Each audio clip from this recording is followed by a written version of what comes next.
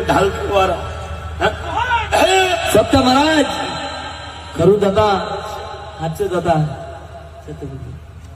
અમે બેઠો તારે બાળ મારે લાવે શક્કર ભરે ઢાલ તલવારો ઘાલોલી મારા હાથમે ભમરિયા ભાલા સત્ય પ્રભુ હું વીર સિંહ વીર હું